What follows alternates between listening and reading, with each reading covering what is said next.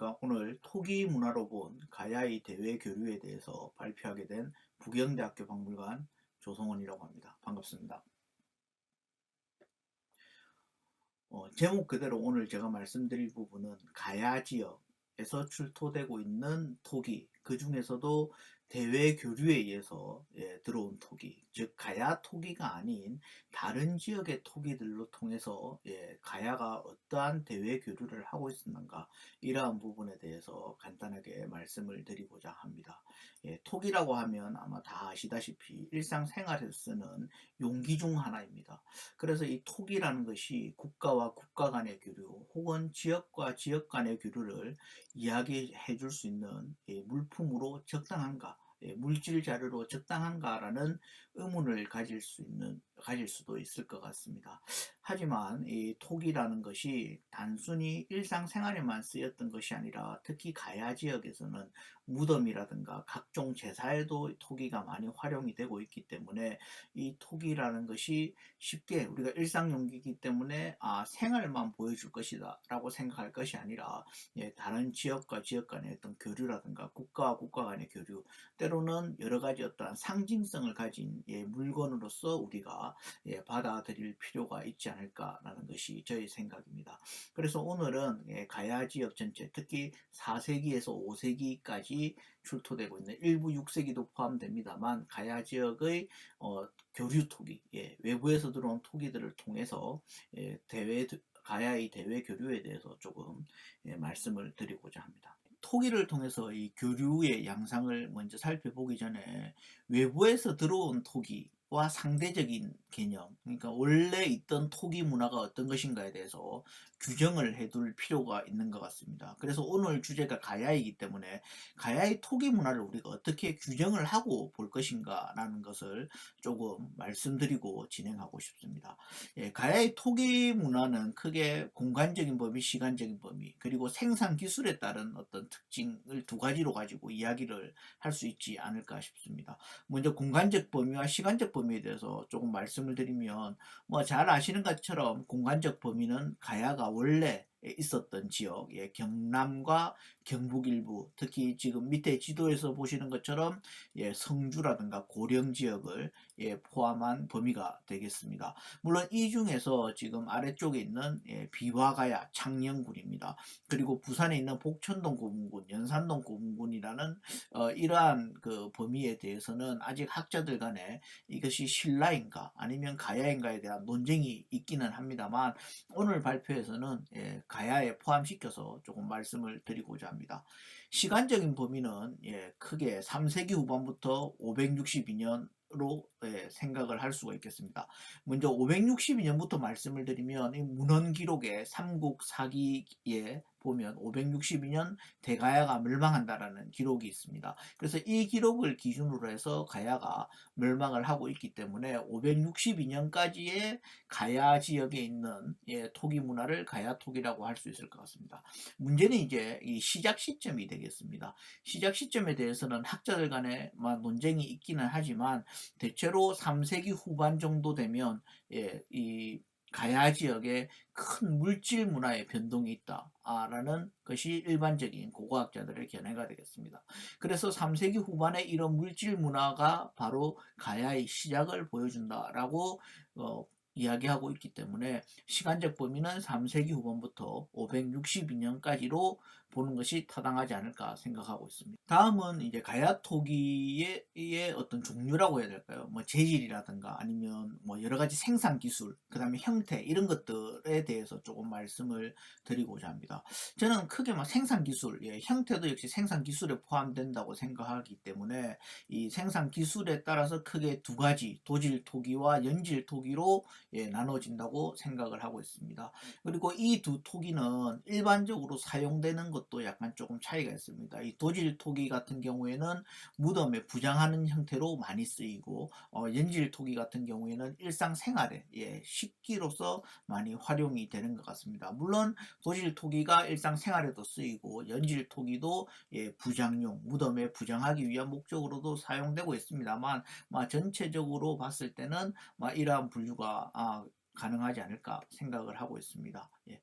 이 도질 토기에 대해서 조금 말씀을 드릴 필요가 있지 않을까 싶습니다. 이 도질 토기는 삼국시대 이전, 특히 가야 이전, 예, 뭐 원삼국 시대라든가 청동기, 신석기 시대에는 보이지 않는 생산 기술로 만들어진 토기입니다. 그래서 이전의 토기들에 비해서 상당히 단단합니다.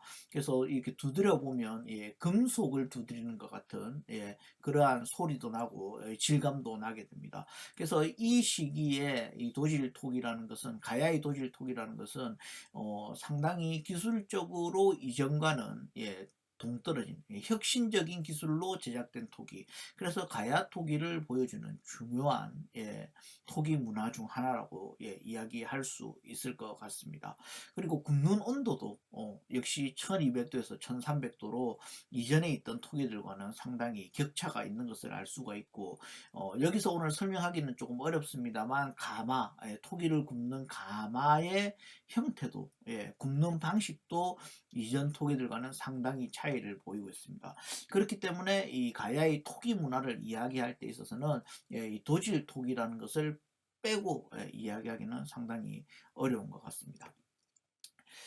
예, 지금까지의 연구에 의하면 가야 토기는 크게 4세기대, 예, 5세기대에 이렇게 차이가 있다라고 이야기를 하고 있습니다. 그래서 4세기대의 토기 문화를 보통 예, 고식 도질 토기 문화라고 이야기를 하고 있고 5세기대 토기 문화를 지역 양식 토기 문화라고 예, 이야기를 하고 있습니다.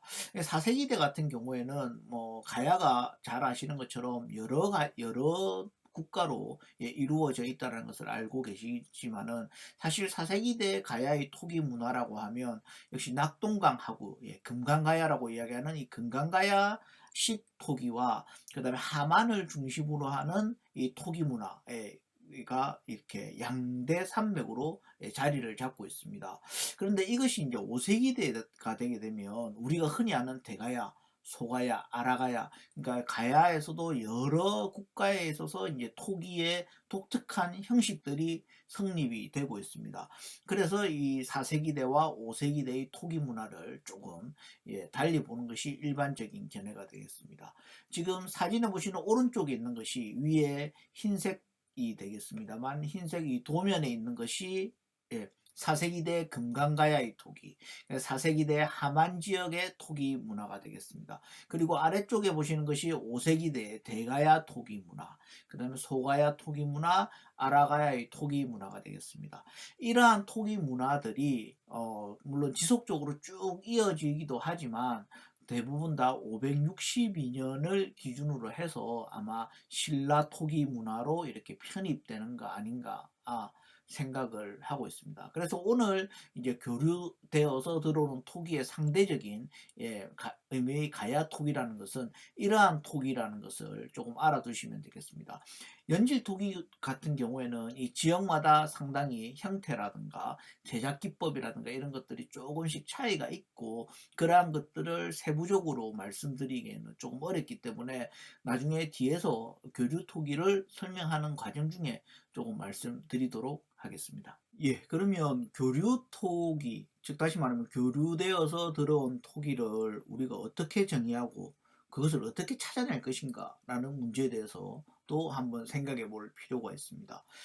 저는 뭐 교류되어서 들어온 토기를 통틀어서 간단하게 교류 토기라고 예, 여기서 이야기를 하고 있습니다. 이러한 토기들은 뭐 쉽게 이야기하면 교류했기 때문에 다른 지역의 토기가 들어온 거다. 라고 이제 정의를 할 수 있겠습니다만 사실은 교류의 목적도 다양할 뿐만 아니라 들어오는 토기도 다른 지역에서 만들어서 갖고 오는 토기, 예, 가지고 오는 토기, 그 다음에 다른 지역의 토기를 보고 예, 모방해서 만드는 토기, 그리고 그 모방 과정에서 변형된 토기 이들이 있을 수 있습니다. 그래서 이러한 것들을 모두 예, 교류에 의해서 들어온 토기, 즉 교류 토기라고 이야기를 할 수 있겠습니다.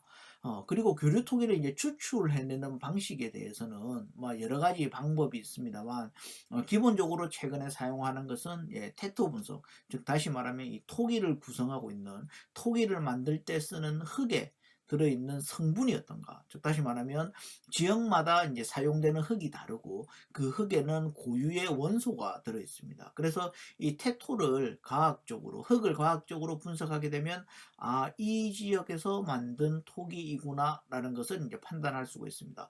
그래서 형태적으로 봤을 때 이 지역에서는 나오지 않는 토기인데 이것이 어디에서 왔을까라는 것을 판단하기 위해서는 흙을 분석을 하면 저 지역에 있는 흙을 가지고 만든 토기이기 때문에 저 지역에서 가져왔구나라는 것을 이제 판단을 할 수 있다는 것이죠. 그 다음에 이제 이런 과학적 분석이 아니라 고고학자들이 일반적으로 하는 분석 중에 하나는 제작 기술에 따른 분석입니다. 즉 이제 지역마다 이 토기를 만드는 사람들은 좀 고유의 속성이라고 해야 될까요? 고유의 어떤 기술들을 가지고 있습니다. 그래서 먼 지역이면 지역일수록 이 토기를 만드는 제작 기술의 차이가 있습니다. 똑같은 토기를 만들더라도 어떤 지역에서는 A라는 방식, 어떤 지역에서는 B라는 방식을 사용하고 있기 때문에 이러한 제작 기술의 차이를 분석을 하게 되면 여기에서 나오는 어떤 토기는 이 지역이 제작 기술로 만든 것이 아니다. 라는 것을 이제 판단을 할 수 있는 것이 되겠죠. 그러면 이러한 것들을 이제 토대로 해서 이제 추출하는 방법이라고 해야 될까요? 이러한 토기가 나오면 이 토기는 이 지역이 아니라 교류 토기다라는 것을 정리해 놓은 다케스에 선생님이라는 분이 정리해 놓은 것이 있습니다. 크게 네 가지 조건이 있는데 먼저 형태라든가 제작 기술이라는 게 것이 이제 돌발적인 원래 A라는 지역에서 잘 나오지 않는 형태 그 다음에 제작 기술로 만들어진 토기가 나온다. 이러면 이 토기는 교류 토기일 가능성이 있다라고 의심해 봐야 될 필요가 있다라는 것입니다.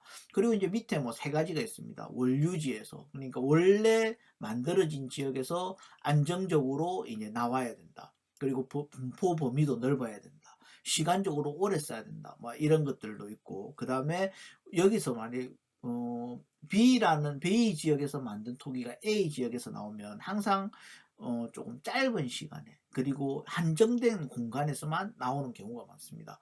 왜냐하면 A라는 지역에서는 원래 A 지역에서 쓰는 토기가 있기 때문에 B 지역에서 쓰던 토기는 상당히 짧은 시간 교류할 때만 들어올 가능성이 높습니다. 그래서 이러한 것들을 통해서 이것이 교류 토기다 추출할 수 있다라는 것이 다키스 선생님의 정의가 되겠습니다.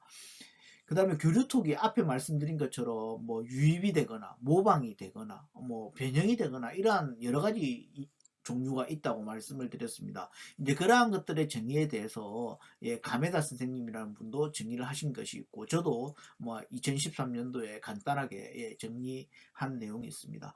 뭐 이런 내용들은 사실 어렵지만 간단하게 말씀을 드리면 앞에 이야기 드린 것처럼 다른 지역에서 만들어진 것을 가져온 것 그 다음에 다른 지역에서 만든 토기를 보고 그대로 그대로 재현한 것.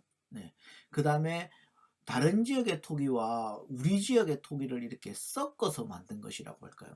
절충형이라고 이야기를 합니다만, 예를 들어서 뭐 다른 지역의 토기를 만들긴 하지만 이러한 부분이 우리 지역의 쓰임과 맞지 않기 때문에 형태적으로 조금 변형을 한다든가 다른 부분을 더한다든가 이런 것들이 이제 절충형이라고 할 수가 있겠습니다.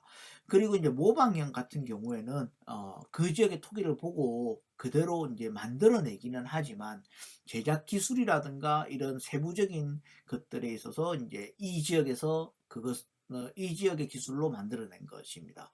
그래서 사실 이 네 가지로 크게 구분할 수 있지만 고고학자들 간에도 상당히 구분하기가 쉽지 않은 부분이 있습니다. 그렇기 때문에 크게 오늘 말씀드린 교류 토기에는 대부분 다 유입형 내지는 절충형, 모방형에 가깝다고 이야기를 할 수가 있겠습니다. 재현형 같은 경우에는 아까 그대로 재현하기 때문에 사실 유입형과 구분하기가 쉽지가 않습니다. 이런 것들은 이제 태토 분석, 흙을 가져와서 만들지는 않기 때문에 태토 분석을 통해서 이제 확인을 할 수 있지만 이번 시간에서는 좀 간단하게 넘어가도록 하겠습니다. 예. 앞서 제가 가야 토기의 시작, 가야의 시작과 관련해서 3세기 후반에 대한 이야기를 말씀을 드렸고, 그 다음에 가야 토기의 가장 큰 특징 중에 하나가 이제 도질 토기라는 라고 말씀을 드렸습니다. 근데 교류 토기를 이야기하면서 갑자기 도질 토기의 등장을 왜 이야기하느냐라고 의문을 가지실지 모르겠습니다만, 이 도질 토기가 앞서 말씀드린 것처럼 이전에는 전혀 없던 기술, 로 만들어지기 때문입니다. 그래서 교류 토기를 아까 추천해낼 때 이런 제작 기술이라든가 이런 것들이 기존에 없던 것이 돌발적으로 나올 때 교류 토기일 가능성이 있다. 라고 이야기를 드리는 것처럼 이 도질 토기라는 것이 가야 토기를 특징 짓는 이 도질 토기라는 것이 등장하는 데는 갑자기 등장하는 데는 아마 외부적인 어떠한 요인이 있지 않을까, 외부와의 교류에 의해서 들어온 것이 아닐까라는 것이 최근에 뭐 제기가 되고 있습니다.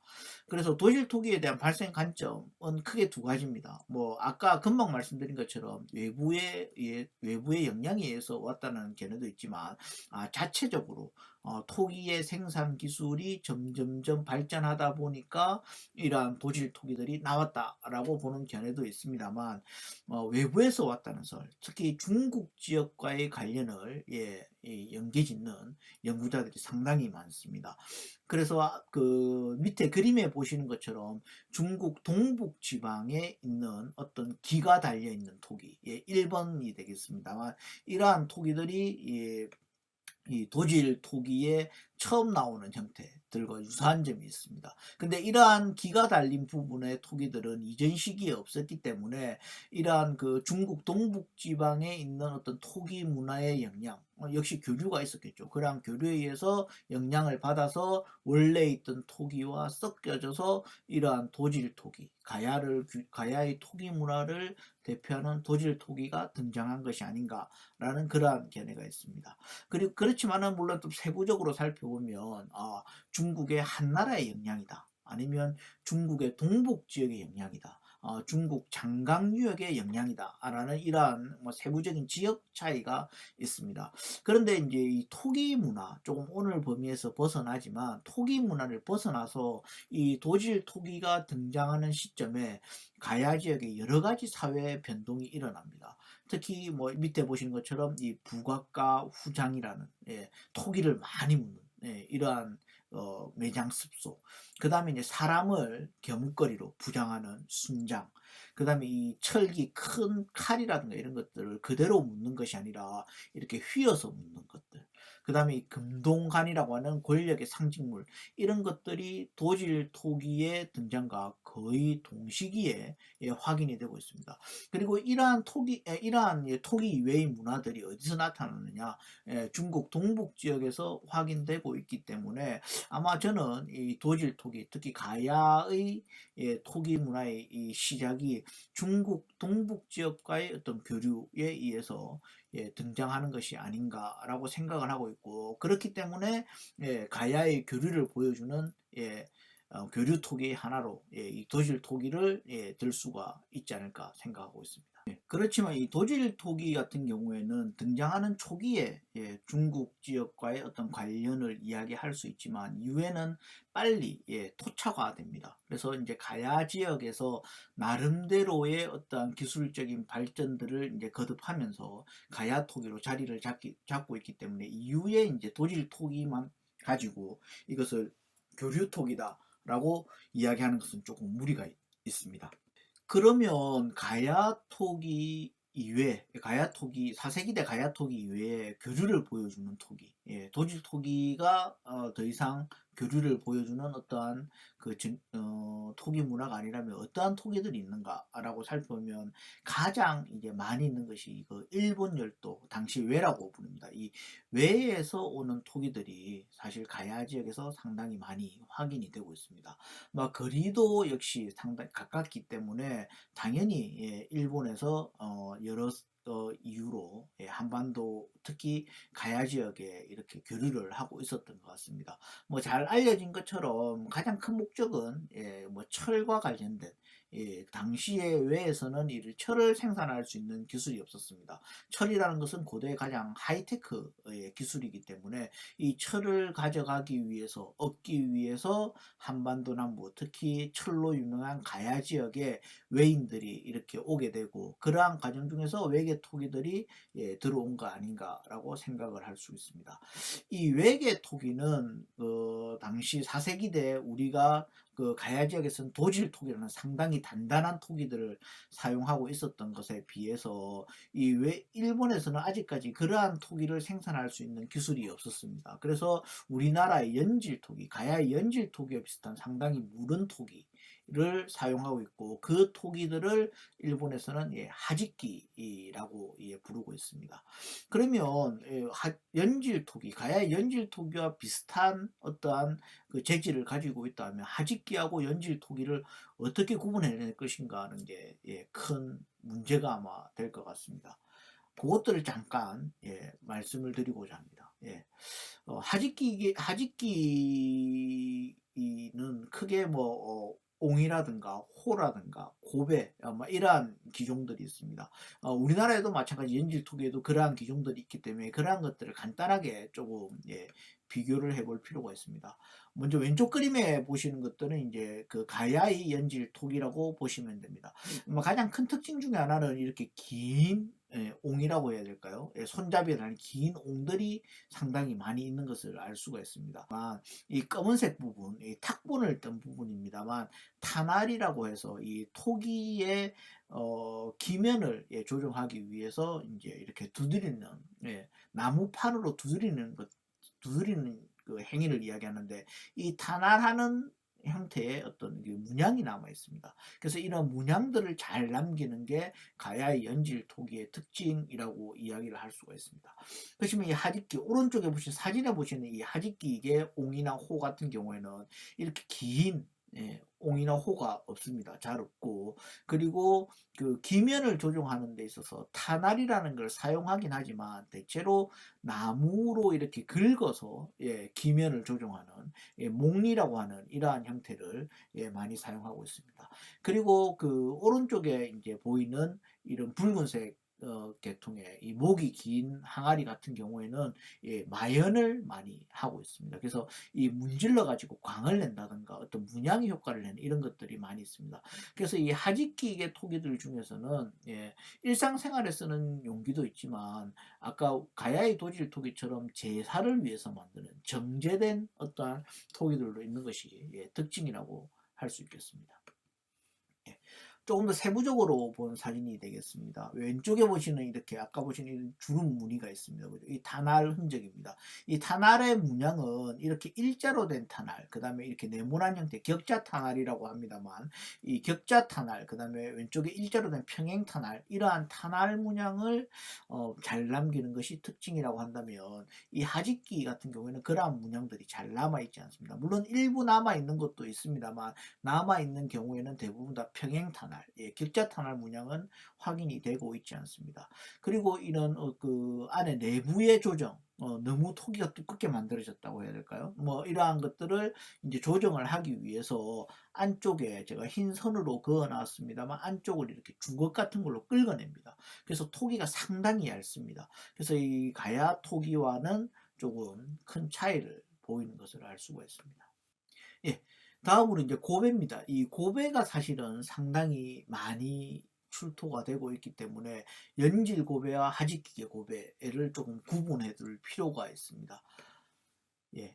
왼쪽에 보시는 두 개가 이제 연질 고배, 그 다음에 오른쪽에 보시는 두 점이 이제 하지끼개 고배. 다시 이야기하면 일본에서 가져온 외계 토기가 되겠습니다. 사실 연질 고배라고 적어 놓았습니다만 이 고배라는 기종은 연질로는 잘 만들어지지 않습니다. 물론 일부 지금 사진에 보시는 것처럼 있지 않느냐고 할 수 있지만 대부분 이 고배들은 가야 토기의 고배들은 다 도질로 만드는 것이 도질 토기로 만드는 것이 일반적입니다.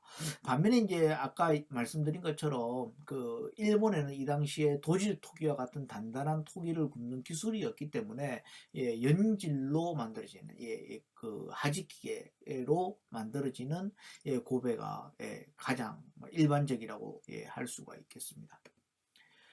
조금 세부적으로 살펴보면 이 연질 고베 같은 경우에는 마무리를 하기 위해서, 그러니까 토기의 형태를 다 만들고 나서 이제 뒷마무리를 할 때 이 회전판에서 돌리면서 손으로 깨끗하게 닦아내는 형태를 취하고 있습니다. 우리가 뭐 전문용어로 회전 물손질, 물손질이라고 이제 이야기를 하고 있습니다만, 이러한 것들에 비해서 이제 하직기 이 고베 같은 경우에는 그림 아래쪽에 보시는 것처럼 여기 보면 표면에 약간 이렇게 선 같은 것들이 아마 보이실 겁니다. 그래서 이게 마연을 한다든가 문질러서 정리를 한다든가 아니면 나무판으로 긁어서 정리를 하는 것이 특징이 되겠습니다. 그리고 여기에 보시면 여기에도 이 선이 남아 있습니다만, 이것도 마찬가지로 몽리라고 하는 나무판으로 이제 긁어서 정리를 하고 있습니다.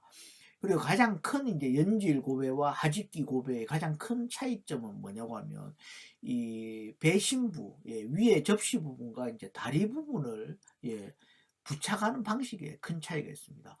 연질 고배 같은 경우에는 이 다리와 배신, 그러니까 배신의 아래쪽에, 접시 부분의 아래쪽에 대각을 단순히 이렇게 붙이는 형태로 만들게 됩니다. 그렇지만 이 하직기의 고배 같은 경우에는 배신의 구멍을 뚫어서 대각을 끼우는 형태입니다. 지금 요 그림에 보시는 것처럼 배신부, 즉 접시 부분이 이렇게 있고 요 위에까지 요 대각부, 다리 부분이 들어가는 것을 알 수가 있습니다. 즉 이러한 기술적인 차이가 연질 고배와 하직기 고배를 구분 지을 수 있는 가장 큰 차이라고 이야기할 수가 있겠습니다. 이외에도 뭐 하직기와 연질 토기를 구분할 수 있는 방법은 상당히 많이 있습니다만, 세세한 부분까지 말씀드리기에는 시간 제약이 있기 때문에 생략을 하도록 하겠습니다. 어쨌든 뭐 앞서 말씀드린 이러한 기준을 가지고 교류 토기, 4세기대 가야 지역에서 출토되고 있는 외계 토기, 하직기를 이제 추출해 보면 크게 분묘 유적에서 출토되는 것과 생활 유적에서 출토되는 두 가지로 나눌 수가 있을 것 같습니다. 먼저 분묘이렇게 출토되는 것들은 대체로 부산 김해 지역에서 확인이 되고 있습니다. 이러한 토기들 중에는 보통 이렇게 호류, 항아리류가 대체로 많이 있고, 그 다음에 아래쪽에 그림에서 보시는 것처럼 고배라든가 그 소형기대라는 이러한 기종들이 있습니다. 특히 소형기대 같은 경우에는 정제기종이라고 해서 아마 제사를 위해서 특별하게 정성 들여서 만든 토기들가 되겠습니다. 그렇지만 이 전체적으로 살펴봤을 때 분묘에서 출토되는 하직기 토기들은 그 일본 열도에서 만들어서 갖고 왔다기보다는 아마 한국에서 가야 지역에서 만든 것이 아닌가, 모방해서 만든 것이 아닌가라는 생각을 할 수가 있습니다. 그 대표적인 예로 이 위쪽에 보시는 이 손잡이가 달려 있는 이 항아리들이 되겠습니다. 이 손잡이가 달려 있는 이런 항아리들은 사실 하직기에서는 거의 보이지 않습니다. 그래서 한반도에서 가야 지역에서 외계 토기를, 하직기계 토기를 모방해서 만든다. 이유는 알 수 없습니다만 어쨌든 만들 때 이런 손잡이 사용하기 적당한 형태로 변형시켜서 만든 것이 아닌가 생각을 하고 있습니다. 하지만 4세기 후반이 되면 이 아래쪽에 보시는 고베라든가 금방 말씀드린 이런 그 소형 기대를 중심으로 해서 유입되는, 즉 일본에서 만들어서 직접 가져오는 것들이 확인되고 있다고 생각이 듭니다. 지금 사진에 보시는 것이 이제 그 분묘에서 출토된 유물이 되겠습니다. 위에 보시는 이제 김해 본산리 15 같은 경우에는 그 하직기계 토기, 하직기 제작 기술을 상당히 충실하게 반영을 하고 있어서 아마 유입된 것이 아닌가 생각이 들고, 밑에 보시는 김해 예안리 93호에서 나오는 이 항아리 같은 경우에는 금방 말씀드린 것처럼 손잡이가 달려 있습니다. 그래서 이 손잡이가 달려 있기 때문에 아마 김해 지역에서 모방해서 만든 것이 아닌가라는 생각을 하고 있습니다. 하지만 다른 어떤 형태들을 보면 이 하직기적인 요소를 가지고 있기 때문에 역시 이 한반도에서 주로 만들어지는 항아리하고는 조금 차이를 보이고 있는 것을 알 수가 있습니다. 다음으로 이제 생활 유적에서 출토되는 것들입니다. 생활 유적 출토품은 다른 지역에는 거의 나오지 않고 역시 부산 김해 지역에서 집중해서 나오고 있습니다. 기종이 상당히 다양한 편입니다. 아까 앞서 말씀드렸던 북미 유적 같은 경우에는 이 항아리가 중심이었지만 이 생활 유적에서는 항아리뿐만 아니라 고배, 뭐 광구소라고 하는 조그만한 항아리도 있습니다. 그 다음에 다리가 붙은 항아리라든가 뭐 여러 가지 이런 그 기종들이 확인이 되고 있습니다. 그런데 이 분묘 출토품과는 조금 다르게 역시 생활 유적이라서 그런지 일본 열도에서 만들어서 가져왔다라고 생각되는, 아니면 일본 사람이 여기에서 만들었다고 생각되는 그러한 토기들이 상당히 많이 확인이 되고 있습니다. 그래서 처음 등장할 때부터 유의품 아니면 완전 재현품이라고 해야 될까요? 이러한 것들이 비중이 상당히 높은 것이 생활유적에서 출토되는 하직기의 특징이라고 할 수가 있겠습니다. 지금 사진에 보시는, 오른쪽 사진에 보시는 김해 신문리 40호 수열에서 나오는 이러한 기대라든가, 그 다음에 김해 수가리 패총이라는 곳이 있습니다. 이 수가리 패총에서 출토되는 이러한 토기들은 연질 토기와는 완전히 다른 제작 기법을 가지고 만든 하직기 토기라고 할 수가 있겠습니다. 가야 4세기대 가야의 교류를 볼 수 있는 이 토기는 사실 외계 토기, 아까 방금 앞서 말씀드렸던 하직기 이외에도 마한, 당시에 전라남도 지역에 있었다고 생각되는 만개 토기, 그 다음에 그 백제계 토기도 있습니다. 먼저 마한개 토기에 대해서 조금 말씀을 드리고 싶습니다. 마한개 토기 같은 경우에는 이제 4세기대 남해안, 특히 뭐 부산 김해 지역도 포함입니다만 이 남해안 지역과 경남 서부 지역, 역시 전라도 지역과 가깝기 때문에 경남 서부 지역에서 많이 출토가 되고 있습니다. 그렇지만 이제 북묘에서 출토되는 사례가 상당히 적은 편입니다. 대체로 이제 생활 유적에서 이제 확인이 되고 있고, 일부 창녕 개성리 유적 같은 경우에는 주거지와 함께, 즉 다시 이야기하면 이 마한 지역에서 만들어지는 주거지의 형태와 유사한 주거지에서 이런 마한개 토기가 함께 나오고 있습니다. 그래서 일부 연구자들은 떠한 이유인지는 모르겠지만 창녕 개성이라는 지역에는 마한 지역의 사람들이 아마 이주했던 거 아닌가 라고 보시는 분들도 있습니다. 그 다음에 이제 또 백제개 토기입니다. 백제개 토기에는 만개 토기와 분포와 조금 차이가 있습니다. 대체로 부산 김해 지역, 아마 그 당시에 가야 지역의 가장 큰 세력이었다고 할 수 있는 금강가야 지역에 이제 집중하고 있는 것을 알 수가 있습니다. 특히 단경호를 중심으로, 이 항아리를 중심으로 확인이 되고 있습니다. 그런데 또 만개 토기의 큰 차이점은 생활 유적에서도 일부 나오고 있지만 이 고분 출토품이 상당히 많이 확인이 되고 있습니다.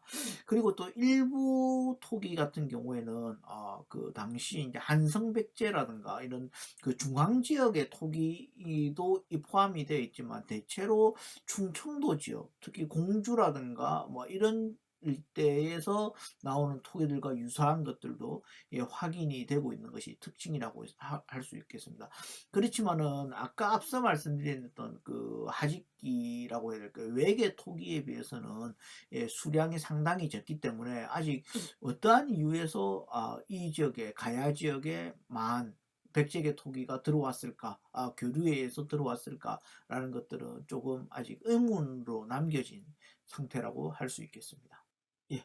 다음으로 이제 5세기대가 되겠습니다. 5세기대가 되면 상당히 많은 변화가 가야 지역에서 일어나게 됩니다. 그래서 요 변화들이 직접적으로 토기 문화, 특히 교류와 관련해서 큰 영향을 미치기 때문에 간단하게 말씀드리고 넘어가도록 하겠습니다. 5세기대가 되면 이 가야 세력이 재편이 되게 됩니다. 지금 그림에 보시는 것처럼 5세기대 4세기 후반부터 이 고구려가 남쪽에 큰 관심을 가지기 시작을 합니다. 그리고 4세기 후반부터는 완전하게 남진 정책을 취하고 있고, 그 유명한 이제 고구려 강개토 대왕이 군사를 보내서 남정을 실시를 하게 됩니다. 뭐 이 남정의 시작은 신라가 신라의 도움 요청으로 인해서 시작을 됩니다만 이 끝은 결국은 그 지금 연구 성과에 의하면 금강가야를 몰락을 시키는 결과를 가지고 오게 됩니다. 그렇다 보니까 기존의 4세기대의 가야 지역의 교류의 중심지였던 금강가야가 몰락을 하게 되고 이제 새롭게 다른 지역의 가야들이 성장하는 이 변화를 가져오게 됩니다. 특히 잘 아시는 대가야, 소가야, 아라가야가 금강가야의 몰락, 즉 5세기부터 급격하게 성장을 하기 시작을 하고 이 지역들이 교류에 전면적으로 나서게 됩니다.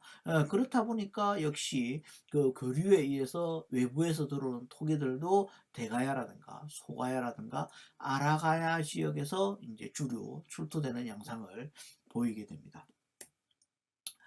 또 하나 이제 우리가 주목해야 될 부분이 이 금강가야가 몰락하면서 이 금강가야의 중심 세력들이 일본 열도로 이주를 하게 됩니다. 그리고 이 이주를 하는 일부 사람들은 금강가야의 선진 문물을 가지고 그리고 그 선진 문물을 생산할 수 있는 기술을 가지고 일본에 큰 영향을 미치게 됩니다. 그 중 하나가 이제 토기 문화가 되겠습니다. 앞서 말씀드린 것처럼 4세기 동안에 일본의 토기 문화는 하짓기 우리 그 가야의 연질 토기와 유사한 무른 토기들을 사용하고 있었습니다만 5세기대가 되면 이 금강가야에서 넘어간 사람들이 생산 기술을 전수해줘서 도질 토기와 유사한 이런 단단한 토기들을 생산하게 됩니다. 이 토기들을 바로 이제 스에끼라고 이제 부르게 됩니다. 그리고 이 스에끼라는 토기가 일본에서 생산되기 시작해서 급속도로 일본 열도 여러 지역에 확산이 되게 됩니다. 그래서 이제 이 스에끼가 생산됨에 따라서 한반도 외와 가야의 교류에 있어서 이 토기가 하짓기뿐만 아니라 스에끼라는 토기도 교류에 의해서 한반도에 유입이 되기 시작을 합니다. 그래서 이 스에끼 토기도 스에끼라는 토기가 5세기대 가야 교류 토기에 상당히 많은 비중을 차지하고 있기 때문에 이러한 부분에 조금 주목을 해서 살펴볼 필요가 있을 것 같습니다. 물론 초기에 이제 스에끼 토기가 바로 이제 생산되자마자 한반도로 넘어오지는 않습니다. 일본 열도에서도 이 한반도 가야의 도질 토기가 등장한 것처럼 처음에는 가야 토기를 모방해서 만들기 시작하지만 얼마 있지 않아서 이제 일본의 독자적인 어떤 토기 문화를 형성을 하기 시작을 합니다. 그래서 이제 그림에서 보시는 이 구멍 뚫려 있는 이 자그마한 호, 그래서 유공강구소라 부릅니다. 이러한 것들이나 위쪽에 있는 개배, 접시와 뚜껑, 개배라든가 그 다음에 아래쪽에 있는 뭐 자라병이라든가 편병, 장군, 물론 이 중 일부는 뭐 백제 지역에도 있긴 합니다만 어쨌든 이러한 토기를 주로 생산하기 시작하면서 스에끼의 독자적인 어떤 형태와 제작 기술을 갖추기 시작을 합니다. 하지만 5세기대가 된다고 해서 하짓기가 전혀 일본 열도에서 생산되지 않는 것도 아니고 계속 생산이 되고 있고 그것들이 한반도 특히 가야 지역에 계속해서 유입은 되고 있습니다. 수량이 조금 줄어든다는 것 뿐이지 유입은 계속해서 되고 있습니다. 그래서 이제 5세기대의 이제 교류토기로서 하짓기를 조금 살펴볼 필요가 있지 않을까 생각이 듭니다. 앞서 말씀드린 것처럼 이 하짓기 토기는 그 4세기 되는 분묘유적이 출토되는 것, 그 다음에 생활유적이 출토되는 것들이 있지만 5세기 대가 되면 대부분 다 생활유적에서만 주로 출토됩니다. 그 대신 이제 뒤에 말씀드리겠습니다만 고분 출토품은 대체로 스에끼가 들어오게 됩니다. 그리고 출토 지역도 아까 4세기대와는 조금 차이가 있습니다. 4세기대에 금강가야를 중심으로 즉 부산 김해 지역에서 주로 출토된 것에 비해서 5세기대가 되면 특히 4세기 후반 구체적 4세기 후반대부터는 창원이라든가 거제도, 그다음에 전라남도 지역까지 이렇게 확산이 되기 시작을 합니다. 이러한 이유는 역시 금강가야가 서서히 몰락하기 시작하는 시점과 맞물려 있기 때문에 아마도 일본 사람들이 이제 철을 수입할 수 있는 루트, 특히 선진문물을 수입할 수 있는 루트를 금강가야가 아닌 다른 지역에서 찾다 보니까 이런 하짓기 토기들이 서쪽으로 이동하는 것이 아닌가 생각을 하고 있습니다. 그리고 이제 모방된 것들에 비해서는 이제 반입품, 그러니까 일본에서 가져오는 것들이 많은 것으로 이제 추정이 되고 있습니다. 그리고 또 고베라는 이런 특정 기종으로 한정되어서 많이 출토가 되고 있기 때문에 기종도 상당히 단순화되는 것을 알 수가 있습니다. 왼쪽 그림에 보시면 4세기, 5세기대 이제 하짓기 토기들을 이제 표시를 해 놓은 것이 되겠습니다만, 보시면 부산 김해 지역에 상당히 많이 표현이 되어 있는데 이것들은 대부분 다 4세기대가 되겠습니다. 그리고 이후에 이제 서쪽으로 창원이라든가 전라도 지역에서 나오는 것들은 5세기대가 되겠습니다. 그래서 오른쪽 그림의 사진에 보시는 광양 석정 유적, 부산 지역에도 일부 출토가 되고 있습니다만 수량은 전라도 지역이라든가 창원이라든가 거제도에 비해서는 상당히 수량이 적어지는 편이 되겠습니다. 5세기대 일본과의 교류에서 가장 중요한 교류톡이라고 해야 될까요? 역시 스에키가 되겠습니다. 앞서 말씀드린 것처럼 일본 열도에서 이제 처음으로 가야의 영향을 받아서 스에키가 생산되고, 얼마 있지 않아서 그 스에키들이 일본 열도화, 일본 열도의 어떤 독자적인 어떤 형태를 갖추면서 만들어지기 시작합니다. 그러한 것들이 이제 가야 지역으로 교류에 의해서 유입이 되기 시작을 합니다. 대부분 다 5세기 후반의 경남 서부 지역을 중심으로 확인이 되고 있는 것이 특징이라고 할 수 있습니다. 물론 그 기장이라든가 부산 지역에서도, 김해 지역에서도 일부 확인되고 있지만 수량으로 봤을 때, 집중도로 봤을 때는 경남 서부 지역에서 주로 출토되고 있습니다. 근데 경남 서부 지역에서도 특히 지금까지 출토되는 양상으로 살펴보면 대체로 소가야와 관련 있는 지역들이 아닌가, 특히 남해안 지역들이 되겠습니다만, 그런 지역에서 주로 출토되는 것이 특징이라고 할 수 있겠습니다. 이 스에키 같은 경우에는 하짓기와는 조금 달리 생활 유적에서는 거의 출토되지가 않습니다. 특히 가야 지역에서는 무덤에서 나오는 경우가 상당히 많고, 한두 점 나오는 경우도 있고, 여러 개가 한꺼번에 한 무덤에서 나오는 경우도 상당히 많습니다. 반면에 오늘 여기 다루지 않았지만 그 전라도 지역, 전라남도 지역에는 무덤에서 나오는 경우도 있지만 생활 유적에서 조금 나오고 있습니다. 그래서 아마 이 교류 토기라고, 세기라고 한꺼번에 통틀어서 우리가 이야기하고 있지만, 아마 일본과 이 교류 방식이 가야 지역과 전라도 지역에 조금 차이가 있었을 가능성이 있지 않을까 생각을 하고 있습니다. 그리고 이 출토되는 이 스에키들을 살펴보면 대체로 반입품, 그러니까 유입에 갖고 들어오는 거, 일본 열도에서 만든 것을 갖고 들어오거나, 아니면 한반도에서 정말 똑같이 이렇게 만드는 재현품이 많지 않을까 생각이 듭니다.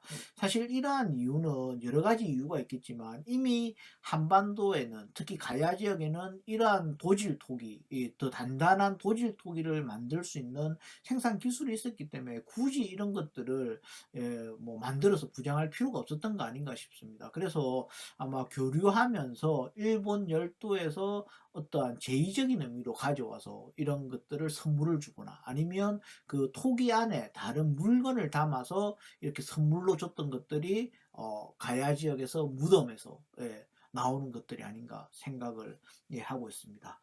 출토되는 유물들은 대체로 이 개배, 뚜껑과 접시 위주가 대부분입니다만, 아까 구멍이 뚫려 있는 호 항아리, 유공강구 소고라든가 이런 것들도 상당히 많이 확인이 되고 있습니다. 예.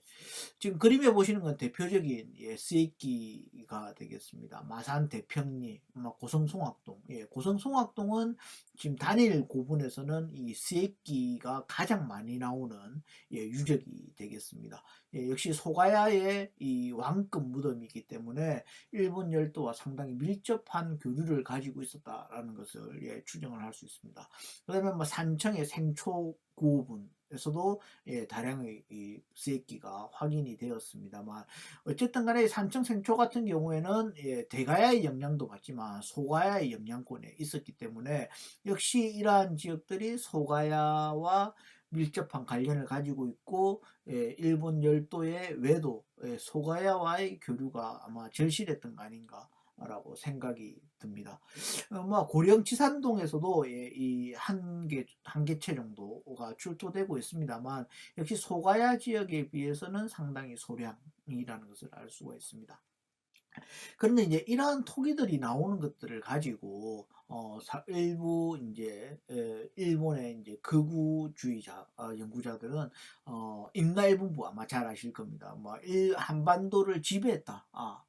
일본이 한반도를 지배했다, 고대 지배했다라는 그러한 이야기를 하고 있습니다만, 사실 이런 스에키의 쓰임 자체가 일본 열도와는 조금씩 차이가 있는 경우가 있습니다. 그러한 걸로 봤을 때는 아마 그 일본 열도의 사람들이 한반도에 넘어와서 여기에 무덤을 만들고 그것을 같이 묻었다라고 보기보다는, 아까 앞서 말씀드린 것처럼 일본 열도에서 어떠한 교류 관계에 의해서 무언가 선물을 가져왔다. 토기가 선물일 수도 스에키가 선물일 수도 있겠습니다만, 이 스에키 안에 일본 열도의 특산품이라고 할까요? 그런 것들을 넣어서 이렇게 줬던 거 아닌가라는 생각을 하고 있습니다. 그래서 삼청 생초 구호분이 대표적입니다만, 이 생초 구호분에서는 그 일본 열도에서 보이지 않는 이 그 뚜껑을 사용하지 않고 그 접시와 접시를 겹쳐서 이렇게 부장하는 이런 방식도 확인이 되고 있습니다. 5세기 때 일본 열도와의 교류 이외에도 사실은 백제라든가 중국과의 교류를 보여주는 자료들이 있기 때문에 잠깐 소개를 해드리고 싶습니다. 먼저 백제계 토기들입니다. 백제계 토기 같은 경우에는 산청이나 하동에서 출토되고 있습니다. 크게 보다면 섬진강 유역, 그 다음에 경호강 유역에 있는 가야 지역에서 출토가 되고 있습니다. 지금 사진에서 보시는 산청과 하동 지역이 가장 대표적인 백제계 토기가 출토되는 지역이라고 할 수가 있습니다. 출토되는 유적도 보면 상당히 다양합니다. 중간에 있는 옥산리 253호분처럼 무덤에서 출토되는 것들, 하동 고일이나 12호분도 마찬가지입니다만, 그리고 옥산리 137호 주거지에서 나온 것처럼 일상 생활용기, 이 생활 유적에서도 출토가 되고 있습니다. 그래서 시루라든가 일상 생활에 쓰는 접시라든가 이런 것들뿐만 아니라 무덤에 주로 부장되는 항아리라든가 장군형 톡이라든가 이런 것들이 다양하게 확인이 되고 있습니다.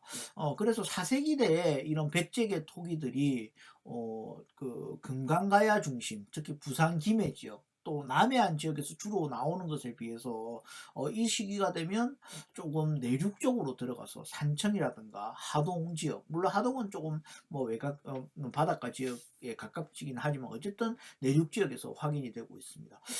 결국 이런 이유는 당시에 백제와의 경계 지역이기 때문에 백제와의 교류가 있었다라고 이제 생각이 되고 됩니다만, 물론 이러한 토기들이 상당히 큰 무덤들, 산청이라든가 하동의 왕의 무덤들에서 나오는 것들이 아니라 조금 일반적인 사람들의 무덤에서 나오고 있기 때문에 어떤 정치적인 교류보다는 역시 일상적인 교류에 의해서 들어오는 토기들이 아닌가라고 생각이 듭니다. 다만 문제는 이것이 백제와 직접적으로 어떤 교류에 의해서 들어오는가는 조금 고민해 볼 필요가 있습니다. 그 이유 중에 하나는 뭐냐면, 이 경호강과 섬진강을 경계로 해서 이 서쪽에는 백제와 완충 지역이라고 할 수 있는 남원이라든가 장수라든가 임실이라는 라든가 이런 지역들이 있습니다. 뭐 최근에 이 지역이 가야냐 아니냐라는 논란이 있긴 하지만 어쨌든 남원에서 장수, 그다음에 임실 이 지역에는 가야계 문화도 들어가 있는 것이 확실하고 백제계 문화도 들어와 있는 것이 확실합니다.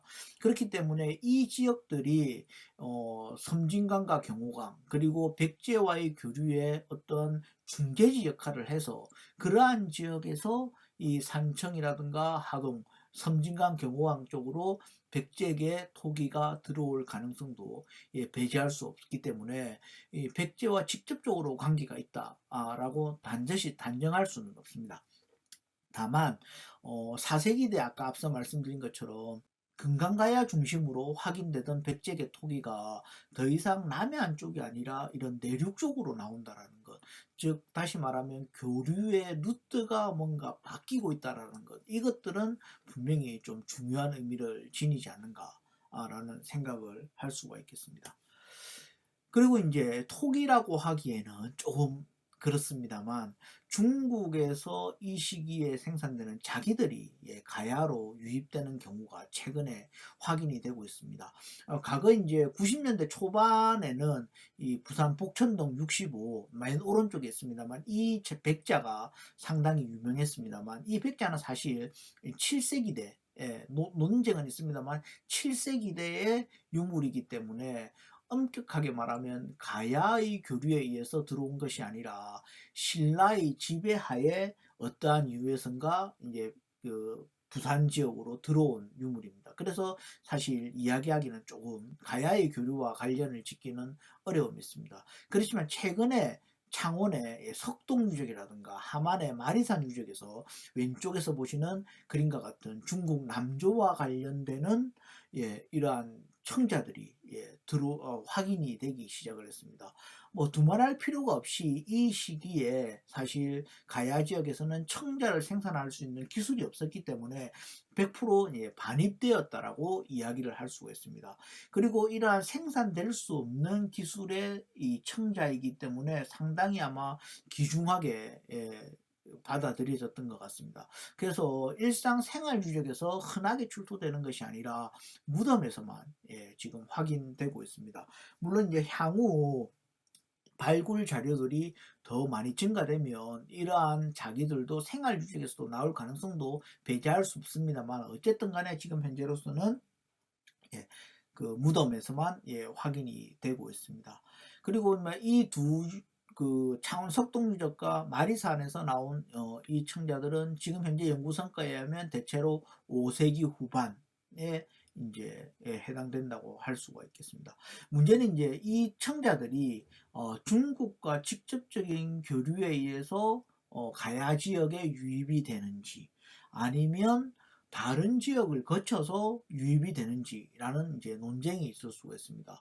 먼저 이제 중국과 직접적인 관계가 있다고 보는 견해는 479년입니다. 문헌 기록에 보면 479년에 가라왕 하지가 남제에 견사를 한다. 중국이겠죠. 중국에 사신을 보낸다는 기록이 있습니다. 딱 때마침 이 자기들도 5세기 후반이고 가라왕 하지가 남제에 견사를 하는 사신을 보낸 것도 479년 즉 5세기 후반이 되겠습니다. 그렇기 때문에 이 기록이 보여주듯이 아마 가야에서 직접 중국과 교류를 해서 가져오는 자기일 거다라고 보는 견해가 있습니다. 물론 이제 이 부분도 충분히 이해를 할 수 있습니다만 이 가라왕 하지라는 사람이 과연 이 지금 창원, 함안 즉 이 시기나 아라가야의 어떤 영향을 받고 있을 가능성이 높습니다만 아라가야의 왕이냐 라고 하는 이제 좀 의문도 생길 수가 있습니다. 두 번째로는 이제 중국과 직접적인 교류가 아니다. 아마 백제를 거쳐서 가져왔을 거다라고 하는 견해가 있습니다. 물론 이제 백제와 거쳐서 가져올 가능성이 적지 않습니다. 왜냐하면 이 아라가야와 백제의 어떤 관계들을 보여주는 문헌 기록들도 많이 남아 있고 이 시기에 하만마리산 75문에서 나오는 이러한 청자들이 어, 그 용원리라고 하는 공주 지역, 당시 백제 지역에서 이러한 청자들이 비슷한 것들이 또 출토가 되고 있습니다. 그렇기 때문에 아마 백제를 거쳐서 가져왔을 거라고 하는 그러한 이야기도 있습니다. 근데 또 한 가지 생각을 해보면 앞서 말씀드린 것처럼 이 백제계 토기들이 이 시기가 되면 사실 대체로 산청이라든가 하동, 섬진강과 경호강 일대에 집중하고 있는 것들도 한번 고려해 볼 필요가 있습니다. 즉 다시 말하면 이러한 청자들은 들어오는데 왜 백제계 다른 토기들은 교류에 의해서 창원이라든가 함안 지역에 들어오지 않을까라는 고민을 해볼 필요가 있다는 것입니다. 그래서 지금 현재로는 자료가 너무 적기 때문에 향후 새로운 자료들이 좀 추가되면 이 복합적으로 우리가 고려해 볼 필요가 있지 않을까 생각하고 있습니다. 조금 설명이 장황해졌습니다만 그 앞서 말씀드린 것들을 조금 정리하면서 오늘 발표를 마무리 짓고자 합니다. 먼저 4세기대 가야의 교류를 보여준 토기로 본 교류가 되겠습니다. 크게 세 가지로 조금 정리할 수 있지 않을까 합니다. 앞서 말씀드린 것처럼 도질 토기의 출현, 그 다음에 외와의 교류, 그 다음에 만백제와의 교류를 이야기할 수 있지 않을까 합니다. 먼저 가야 도질 토기의 출현입니다. 이 도질 토기는 앞서 말씀드린 것처럼 가야 토기를 규정하는 데 상당히 중요한 의미를 지닙니다. 그렇지만 이게 성립 과정에 있어서는 여러 연구자들이 지적하고 있는 것처럼 중국과의 관련이 상당히 많이 이야기되고 있습니다. 조금 세부적으로 살펴보면 토기의 생산 기술, 특히 가마를 만드는 기술들은 중국의 장강과 관련이 있다라는 지역과 관련이 있다라는 연구 성과. 그 다음에 전반적인 토기 문화 뿐만 아니라 전반적인 물질 문화가 이 시기에 나타나는 물질 문화가 중국의 동북 지역, 특히 이제 구체적으로 하면 부여 선비족입니다. 과 관련이 있다라는 지적이 있습니다. 어떠한 방식으로 이제 해석이 되든 간에 이 가야의 도질 토기 출현이라는 것은 외부의 어떠한 영향, 교류에 의해서 형성이 되었습니다. 다만 이러한 그 도질 토기가 계속 지속적으로 중국과의 관계에 의해서 생산되는 것이 아니라 빠르게 토착 기술과 융합이 되어서 가야 특유의 어떤 토기 문화를 형성한다라는 것을 이야기하고 싶습니다. 그 다음에 이제 외와의 교류를 보여주는 것은 이 시기에 일본의 대표적인 토기 문화인 하지기계 토기 출토 양상으로 알 수가 있습니다. 생활 유적에서는 대체로 반입품이라든가 제형품들이 많이 출토되고 있는 반면에 문묘 유적에서는 모방품들이 많이 확인이 되고 있다는 것을 지적을 할 수가 있겠습니다. 그리고 대부분 다 여러 지역에서 출토되고 있지만 금강가야의 고지라고 할 수 있는 김해, 부산 지역에서 출토되고 집중되어서 출토된다는 것은 아마 당시의 가야와 외의 교류에 있어서 핵심적인 역할을 했던 것은 역시 금강가야, 그리고 외에서 바라봤을 때도 금강가야를 통해서 교류를 해야 된다라는 아마 그러한 인식을 하고 있었던 것 같습니다. 그렇지만은 조금 더 구체적으로 살펴보면 이 수장급, 왕급 교류는 김해 대성동 집단이 아마 이 주도를 하고 있었던 것 같습니다. 오늘 다루지 않았고 아마 다른 선생님들이 다루었다고 생각을 합니다만 이 외에서 왕의 무덤, 그 일본의 왕의 무덤에 묻히는 이러한 그 위세품이라고 할까요? 신분을 상징할 수 있는 물품들이 한반도에서 가야 지역에서 출토되는 건 대부분 다 4세기 되는 대성동 유적에서만 출토가 되고 있습니다.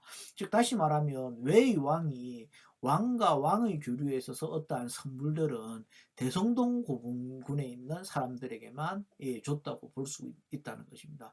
그렇지만 아까 하지기계 톡이라는 것은 일상적으로 왕만 쓸 수 있는 것이 아니라 여러 사람들이 쓰는 거기 때문에 그러한 것들로 봤을 때는 역시 수장급 교류는 대성동이 주도하고 있었지만 금강가에서도 대성동 고분군의 집단이 주도하고 있었지만 역시 일본 여러 집단과의 어떤 교섭에 있어서는 교류에 있어서는 금강가야 전역에서 이루어지고 있었던 거 아닌가라고 생각을 할 수 있겠습니다. 그러면 왜 하필 금강가야에 이런 외계 토기, 하직기 토기들이 들어오고 그것들이 교류를 어떤 의미로 교류를 하고 있었을까라는 것들을 조금 생각을 해보면 역시 문헌 기록에 있던 역시 철과 관련되는 게 가장 합리적인 해석이지 않을까 생각을 하고 있습니다. 물론 그 이외에도 그 당시에 이 금강가야가 가야에서도 가장 선진지, 중국과의 교류라든가 뭐 여러 지역과의 교류, 특히 뭐 동북아시아의 이 허브 항의 역할을 하고 있었기 때문에 일본 내에 있어서는 역시 중국이라든가 뭐 백제라든가 여러 지역의 선진 문물을 받아들이기 위해서는 아마 이 금강가야를 거치지 않았으면 불가능했을 것입니다. 그렇기 때문에 이 금강가야 지역에 외계 토기, 하집기 토기들이 상당히 많이 나왔던 거 아닌가 라는 그런 생각을 할 수가 있습니다. 이것은 아마 그 어떤 외가 적극적으로 자국의 발전을 위한 여러 가지 선진 문물을 받아들이기 위해서 예, 적극적으로 교류했던 어떤 양상에 의해서 하집기계 토기가 금강가에 집중된다. 이렇게 보는 것이 타당하지 않을까 생각하고 있습니다. 그 다음에 백제 마한가의 교류입니다. 아까 말씀드렸다시피 상당히 출토 유물이 빈약하기 때문에 섣불리 어떤 교류에 의해서 이러한 백제계 토기들, 마한계 토기들이 가야 지역에 들어왔다라고 하기에는 조금 판단하기 쉽지 않은 부분이 있습니다. 대부분 다 반입품이라는 걸로 봤을 때는 사람들이 직접 가지고 왔다라는 것을 로 인식은 할 수는 있을 것 같습니다. 그리고 생활 유적과 분묘 유적 모두 출토되고 있기 때문에 여러 가지 선물에 의해서 아까 이제 토기 자체가 일 수도 있지만 토기 안에 뭔가 담아서 와서 선물로 줬다든가 그리고 이 사람들이 와서 일시적으로 생활하는 과정 중에서 들어왔다든가 라는 그런 것들을 생각할 수가 있습니다. 다만 아까 하집기계 토기들이 물론 부산 김해 지역 중심이지만 주변 지역에 조금씩 있는 것에 반해서 이 백제 마한과의 교류를 보여주는 토기들은 지금 현재까지는 회원리 패총이라든가 동래 패총, 즉 금강가야의 어떤 중심지에서만 출토되고 있다는 것 조금 주목을 해둘 필요가 있지 않을까 생각합니다. 마지막으로 5세기대 가야의 교류, 토기로 본 가야의 교류에 대해서 말씀을 드리겠습니다. 앞서 이야기 드린 것처럼 5세기, 4세기 후반, 5세기대 초까지 가야의 정세가 급변하게 됩니다. 금강가야가 몰락하면서 정기가야가 종언되고 우리가 잘 아는 대가야, 소가야, 아라가야 등 여러 지역의 가야 세력들이 성장하는 시점, 후기가야가 시작되게 됩니다. 그러다 보니까 역시 이 교류도 여러 가지 상황에 의해서 재편되기 시작을 합니다. 그래서 금강가야 중심의 대외 관계가 이제 각 가야 중심으로 이렇게 재편이 되게 되고 교류를 보여주는 토기 역시 그러한 변화를 보여주고 있습니다. 예. 이 시기에 이제 토기로 본 대외 가야의 교류는 역시 외와의 교류, 마한백제 그리고 중국과의 교류를 이야기를 할 수가 있겠습니다. 그 외와의 교류에 있어서는 앞서 말씀드린 것처럼 스에끼라는 토기가 새롭게 이제 등장을 하고 그것들이 가야 지역으로 이제 유입이 되는 그런 양상을 보이고 있습니다. 가장 큰 특징은 금강가야 이외의 지역에서는 이 지역에서 출토량이 이제 급증하기 시작한다라는 것입니다. 그리고 스에끼는 주로 분묘에서 그 다음에 하집기는 생활주적에서 출토되고 있고 대체로 남해안이나 소가야 중심으로 출토되고 있다라는 것입니다. 이런 것들은 결국 그 이전의 4세기대 일본 열도의 세력들이 금강가야 중심으로 교류를 하는 것을 금강가야가 몰락하고 나니까 이 소가야 지역에 있던 세력들과 적극적으로 교섭을 하려고 했다라는 것을 알 수가 있습니다.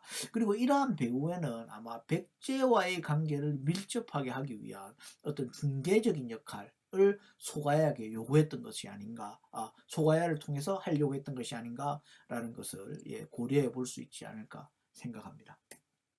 예. 백제 마한가의 교류는 앞서 말씀드린 것처럼 경호강, 섬진강 등을 지역으로 중심으로 확인이 되고 있습니다. 그래서 이제 이러한 것들이 앞서 말씀드린 소가야와 외와의 어떤 그 관계, 소가야 외 백제와의 관계를 이야기하는 것은 조금 어려움을 주는 자료가 되겠습니다.